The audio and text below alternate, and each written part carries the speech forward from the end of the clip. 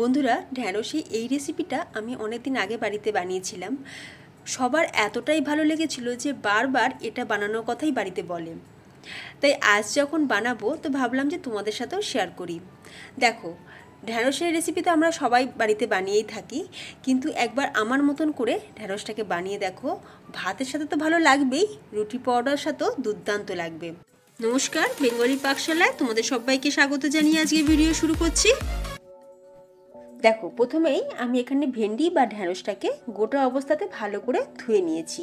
ভেন্ডি কাটার পর কখনোই ধোবে না, ভেন্ডিকে অবশ্যই গোটা অবস্থাতে ধুয়ে নিয়ে তারপরে কাটবে।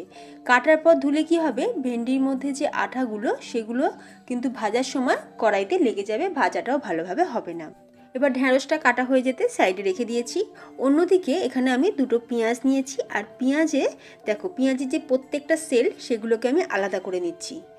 পেঁয়াজের সেলগুলোকে আলাদা করে নিতে হবে, এই যে দেখো।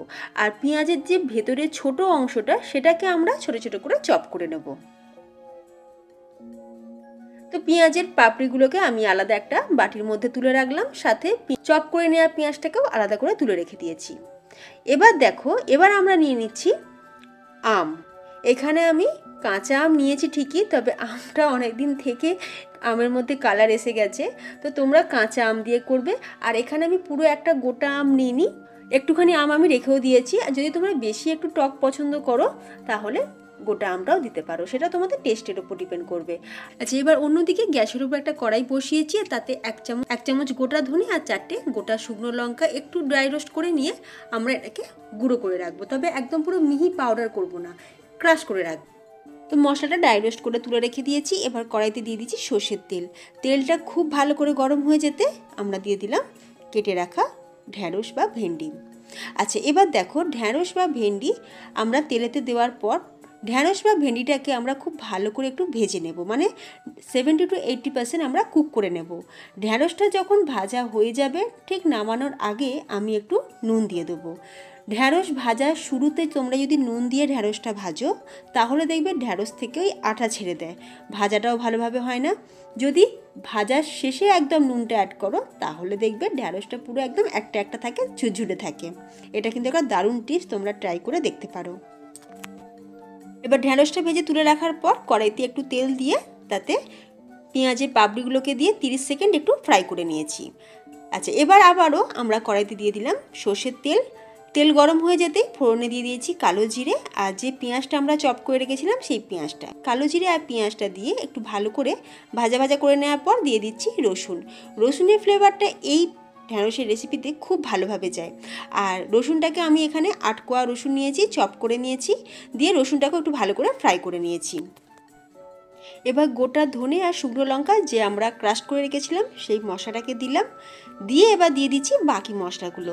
1/2 চা চামচ হলুদ গুঁড়ো, 1/2 চা চামচ লঙ্কার গুঁড়ো, 1 চা চামচ ধনের গুঁড়ো, আর 1/2 চা চামচ জিরের গুঁড়ো, আর স্বাদ অনুযায়ী একটু নুনও অ্যাড করে দিয়েছি।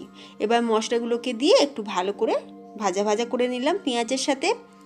এবার আমরা দিয়ে দিচ্ছি ভেজে রাখা ঢ্যাঁড়স আর সেই পেঁয়াজ। ঢ্যাঁড়স আর পেঁয়াজ দিয়ে একটু ভালো করে নাড়াচাড়া করে নেওয়ার পর দিয়ে দিলাম আমের টুকরোগুলো দিয়ে খুব ভালো করে একবার আলতো হাতে একটু মিক্স করে নিতে হবে। দারুণ টেস্টি হয়। আম দিয়ে একবার ঢ্যাঁড়সটা অবশ্যই বানিয়ে দেখো, ভাতের সাথে, রুটির সাথে, পরোটার সাথে দুর্দান্ত লাগবে খেতে।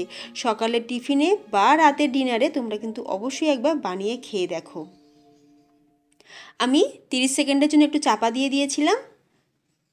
সবার শেষে একটু চিনি অ্যাড করলাম, যেহেতু আমরা কাঁচা আম দিয়ে করছি তাই একটু মিষ্টি হলে ভালো লাগবে অবশ্যই খেতে, তবে তোমরা চাইলে নাও দিতে পারো।